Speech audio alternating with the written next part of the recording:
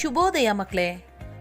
ನಾವು ಹಿಂದಿನ ತರಗತಿಯಲ್ಲಿ 4ನೇ ತರಗತಿ ಕನ್ನಡ ವಿಷಯದ ಪಾಠ 2 ಬುದ್ಧಿವಂತ ರಾಮಕೃಷ್ಣ ಎನ್ನುವ ಪಾಠದಲ್ಲಿ ವಿದ್ಯಾಸಾಗರನೆಂಬ ಪಂಡಿತ ಕೃಷ್ಣದೇವರಾಯನ ಆಸ್ಥಾನದಲ್ಲಿ ತೆನಾಲಿ ರಾಮಕೃಷ್ಣನೊಡನೆ ವಾದ ಮಾಡಲು ಬಂದಾಗ ರಾಮಕೃಷ್ಣನು ತನ್ನ ಸೇವಕನೊಂದಿಗೆ ಬಟ್ಟೆಯಲ್ಲಿ ಸುತ್ತಿದ್ದ ಕಟ್ಟನ್ನು ಹಿಡಿದುಕೊಂಡು ಆಸ್ಥಾನಕ್ಕೆ ಬಂದನು ಎನ್ನುವ ವಿಷಯವನ್ನು ತಿಳಿದುಕೊಂಡಿದ್ದೇವೆ.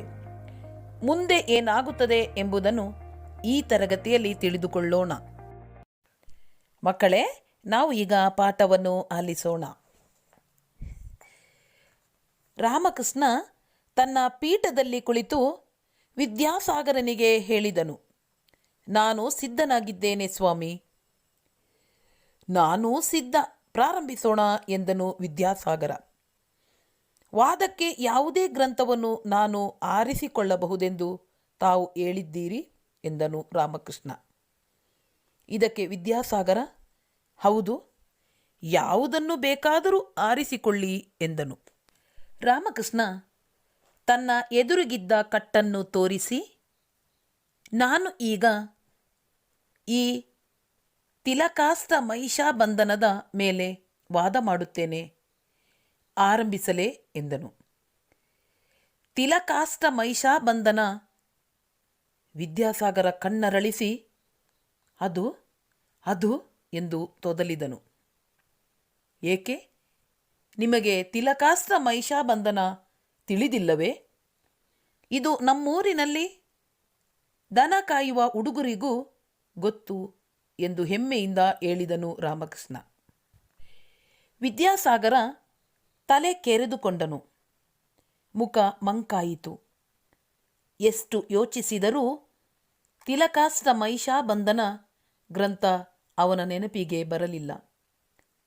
ಇದೊಂದು ಹೇಗೆ ನನ್ನ ಕಣ್ಣು ತಪ್ಪಿಸಿಕೊಂಡಿತು ಎಂದು ಅವನು ಪೇಚಾಡಿಕೊಂಡನು.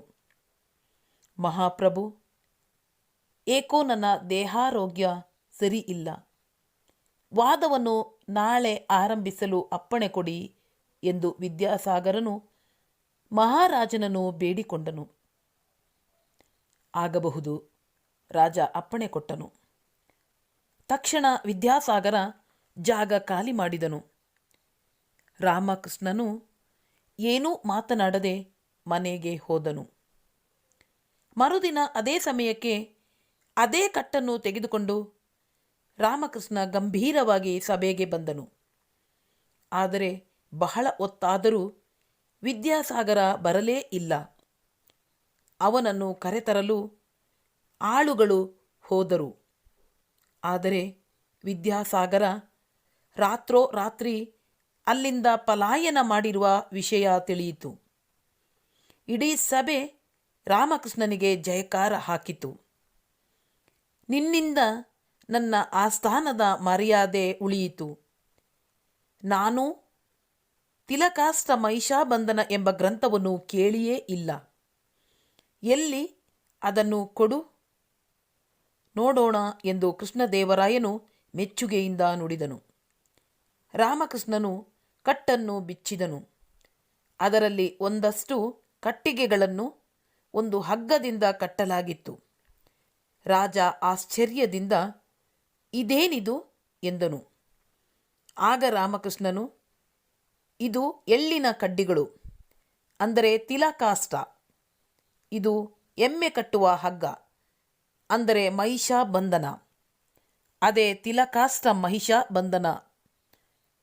ಇದಾವುದೋ ಮಹಾಗ್ರಂಥವಿರಬೇಕೆಂದು ಹೆದರಿ ಪಾಪ ವಿದ್ಯಾಸಾಗರ ಓಡಿಹೋದನು ಎಂದನು. ಎಲ್ಲರ ನಗು ಬಹಳ ಹೊತ್ತು ಸಭಾಸ್ಥಾನವನ್ನು ತುಂಬಿತ್ತು. ರಾಮಕೃಷ್ಣನ ಬುದ್ಧಿವಂತಿಕೆಯನ್ನು ಮೆಚ್ಚಿದ ಕೃಷ್ಣದೇವರಾಯ ಅವನನ್ನು ಸನ್ಮಾನಿಸಿದನು. ಮಕ್ಕಳೇ, ನಾವೀಗ ಪಾಠವನ್ನು ಆಲಿಸಿದ್ದೇವೆ. ಈ ಪಾಠವನ್ನು ನಾವೀಗ ವಿವರವಾಗಿ ತಿಳಿದುಕೊಳ್ಳೋಣ. ರಾಮಕೃಷ್ಣ ತನ್ನ ಪೀಠದಲ್ಲಿ ಕುಳಿತು ವಿದ್ಯಾಸಾಗರನಿಗೆ ಹೇಳಿದನು. ಇಲ್ಲಿ ಪೀಠ ಅಂದರೆ ಮಕ್ಕಳೇ ಆಸನ. ರಾಮಕೃಷ್ಣ ಹೇಳ್ತಾನೆ, ನಾನು ಸಿದ್ಧನಾಗಿದ್ದೇನೆ ಸ್ವಾಮಿ, ನಾನೂ ಸಿದ್ಧ, ಪ್ರಾರಂಭಿಸೋಣ ಎಂದನು ವಿದ್ಯಾಸಾಗರ. ವಾದಕ್ಕೆ ಯಾವುದೇ ಗ್ರಂಥವನ್ನು ನಾನು ಆರಿಸಿಕೊಳ್ಳಬಹುದೆಂದು ತಾವು ಹೇಳಿದ್ದೀರಿ ಎಂದನು. ಅಂದರೆ ಮಕ್ಕಳೇ, ವಾದ ಮಾಡಲಿಕ್ಕೆ ಯಾವುದೇ ಗ್ರಂಥವನ್ನು ನಾನು ಆರಿಸ್ಕೊಳ್ಬೋದು ಅಂತ ನೀವು ಹೇಳಿದ್ದೀರಾ ಅಂತೇಳ್ಬಿಟ್ಟು ರಾಮಕೃಷ್ಣ ವಿದ್ಯಾಸಾಗರನಿಗೆ ಹೇಳ್ತಾನೆ. ಇದಕ್ಕೆ ವಿದ್ಯಾಸಾಗರ, ಹೌದು, ಯಾವುದನ್ನು ಬೇಕಾದರೂ ಆರಿಸಿಕೊಳ್ಳಿ ಎಂದನು.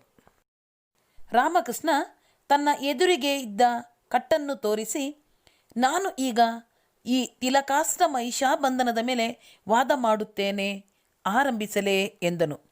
ಅಂದರೆ ಬಟ್ಟೆಯಲ್ಲಿ ಸುತ್ತಿದ ಕಟ್ಟನ್ನು ತೋರಿಸಿ ಈ ಒಂದು ಗ್ರಂಥದ ಮೇಲೆ ವಾದ ಮಾಡುತ್ತೇನೆ ಅಥವಾ ಚರ್ಚೆ ಮಾಡುತ್ತೇನೆ, ಆರಂಭಿಸಲೇ ಎಂದನು ರಾಮಕೃಷ್ಣ.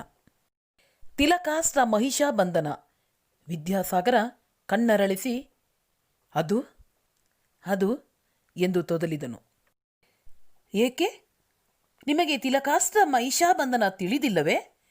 ಇದು ನಮ್ಮೂರಿನಲ್ಲಿ ದನ ಕಾಯುವ ಹುಡುಗರಿಗೂ ಗೊತ್ತು ಎಂದು ಹೆಮ್ಮೆಯಿಂದ ಅಂದರೆ ಗೌರವದಿಂದ ಹೇಳಿದನು ರಾಮಕೃಷ್ಣ. ವಿದ್ಯಾಸಾಗರ ತಲೆ ಕೆರೆದುಕೊಂಡನು. ಮುಖ ಮಂಕಾಯಿತು, ಅಂದರೆ ಮುಖ ಸಪ್ಪಗಾಯಿತು. ವಿದ್ಯಾಸಾಗರನ ಮುಖ ಸಪ್ಪಗಾಯಿತು ಎಂದು ಎಷ್ಟು ಯೋಚಿಸಿದರೂ ತಿಲಕಾಸ್ತ್ರ ಮಹಿಷಾಬಂಧನ ಗ್ರಂಥ ಅವನ ನೆನಪಿಗೇ ಬರಲಿಲ್ಲ.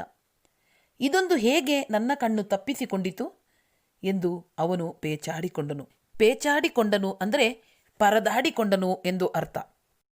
ಮಹಾಪ್ರಭು, ಏಕೋ ನನ್ನ ದೇಹಾರೋಗ್ಯ ಸರಿಯಿಲ್ಲ, ವಾದವನ್ನು ನಾಳೆ ಆರಂಭಿಸಲು ಅಪ್ಪಣೆ ಕೊಡಿ ಎಂದು ವಿದ್ಯಾಸಾಗರನು ಮಹಾರಾಜನನ್ನು ಅಂದರೆ ಕೃಷ್ಣದೇವರಾಯನನ್ನು ಬೇಡಿಕೊಂಡನು. ಆಗಬಹುದು, ರಾಜ ಅಪ್ಪಣೆ ಕೊಟ್ಟನು. ಅಂದರೆ ಕೃಷ್ಣದೇವರಾಯನು ವಿದ್ಯಾಸಾಗರನಿಗೆ ಮನೆಗೆ ಹೋಗಲು ಅಪ್ಪಣೆ ಕೊಟ್ಟನು. ತಕ್ಷಣ ವಿದ್ಯಾಸಾಗರ ಜಾಗ ಖಾಲಿ ಮಾಡಿದನು.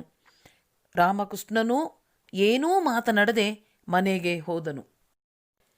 ಮರುದಿನ ಅದೇ ಸಮಯಕ್ಕೆ ಅದೇ ಕಟ್ಟನ್ನು ತೆಗೆದುಕೊಂಡು ರಾಮಕೃಷ್ಣ ಗಂಭೀರವಾಗಿ ಸಭೆಗೆ ಬಂದನು. ಅಂದರೆ ಆತನ ಕೈಯಲ್ಲಿದ್ದಂತಹ ಬಟ್ಟೆಯಲ್ಲಿ ಸುತ್ತದ ಕಟ್ಟನ್ನು ತೆಗೆದುಕೊಂಡು ರಾಮಕೃಷ್ಣ ಗಂಭೀರವಾಗಿ ಸಭೆಗೆ ಬರ್ತಾನೆ. ಆದರೆ ಬಹಳ ಹೊತ್ತಾದರೂ ವಿದ್ಯಾಸಾಗರ ಬರಲೇ ಇಲ್ಲ. ಅವನನ್ನು ಕರೆತರಲು ಆಳುಗಳು ಹೋದರು. ಆದರೆ ವಿದ್ಯಾಸಾಗರ ರಾತ್ರೋರಾತ್ರಿ ಅಲ್ಲಿಂದ ಪಲಾಯನ ಮಾಡಿರುವ ವಿಷಯ ತಿಳಿಯಿತು. ಅಂದರೆ ಆಳುಗಳು ಹೋದರೂ ಕೂಡ ಅಲ್ಲಿ ವಿದ್ಯಾಸಾಗರ ಇರಲಿಲ್ಲ. ಆತ ಅಲ್ಲಿಂದ ಪಲಾಯನ ಮಾಡಿದ್ದ.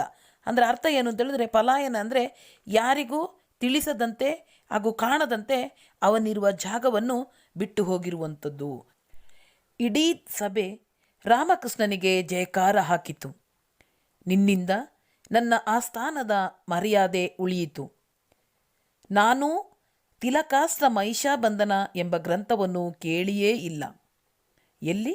ಅದನ್ನು ಕೊಡು ನೋಡೋಣ ಎಂದು ಕೃಷ್ಣದೇವರಾಯನು ಮೆಚ್ಚುಗೆಯಿಂದ ನುಡಿದನು. ರಾಮಕೃಷ್ಣನು ಕಟ್ಟನ್ನು ಬಿಚ್ಚಿದನು. ಅದರಲ್ಲಿ ಒಂದಷ್ಟು ಕಟ್ಟಿಗೆಗಳನ್ನು ಒಂದು ಹಗ್ಗದಿಂದ ಕಟ್ಟಲಾಗಿತ್ತು. ರಾಜ ಆಶ್ಚರ್ಯದಿಂದ ಇದೇನಿದು ಎಂದನು. ಆಗ ರಾಮಕೃಷ್ಣನು, ಇದು ಎಳ್ಳಿನ ಕಡ್ಡಿಗಳು, ಅಂದರೆ ತಿಲಕಾಸ್ತ್ರ. ಇದು ಎಮ್ಮೆ ಕಟ್ಟುವ ಹಗ್ಗ, ಅಂದರೆ ಮಹಿಷಾಬಂಧನ. ಅದೇ ತಿಲಕಾಸ್ತ್ರ ಮಹಿಷಾಬಂಧನ. ಇದಾವುದೋ ಮಹಾಗ್ರಂಥವಿರಬೇಕೆಂದು ಹೆದರಿ ಪಾಪ ವಿದ್ಯಾಸಾಗರ ಓಡಿ ಹೋದನು ಎಂದನು. ಎಲ್ಲರ ನಗು ಬಹಳ ಹೊತ್ತು ಸಭಾಸ್ಥಾನವನ್ನು ತುಂಬಿತು. ಅಂದರೆ ಆಸ್ಥಾನದಲ್ಲೆಲ್ಲ ಎಲ್ಲರೂ ನಗುತ್ತಿದ್ದರು. ರಾಮಕೃಷ್ಣನ ಬುದ್ಧಿವಂತಿಕೆಯನ್ನು ಮೆಚ್ಚಿದ ಕೃಷ್ಣದೇವರಾಯ ಅವನನ್ನು ಸನ್ಮಾನಿಸಿದನು. ಸನ್ಮಾನಿಸುವುದು ಅಂದರೆ ಮಕ್ಕಳೇ, ಅವನಿಗೆ ಗೌರವವನ್ನು ಕೊಡುವುದು ಅಥವಾ ಬಹುಮಾನವನ್ನು ಕೊಡುವುದು ಎಂದರ್ಥ. ಮಕ್ಕಳೇ, ನಾವು ಈ ಪಾಠದಲ್ಲಿ ಇಂದು ತೆನಾಲಿ ರಾಮಕೃಷ್ಣನು ಬುದ್ಧಿವಂತಿಕೆಯಿಂದಲೂ ಚಾತುರ್ಯತೆಯಿಂದಲೂ ಸಮಯ ಪ್ರಜ್ಞೆಯಿಂದಲೂ ಆಸ್ಥಾನದ ಜನರ ಮೆಚ್ಚುಗೆಗೆ ಹಾಗೂ ಅರಸ ಕೃಷ್ಣದೇವರಾಯನ ಸನ್ಮಾನಕ್ಕೂ ಪಾತ್ರನಾದ ಬಗ್ಗೆ ತಿಳಿದುಕೊಂಡೆವು. ಮುಂದಿನ ತರಗತಿಯಲ್ಲಿ ಮುಂದಿನ ಪಾಠವನ್ನು ತಿಳಿದುಕೊಳ್ಳೋಣ. ಧನ್ಯವಾದಗಳು.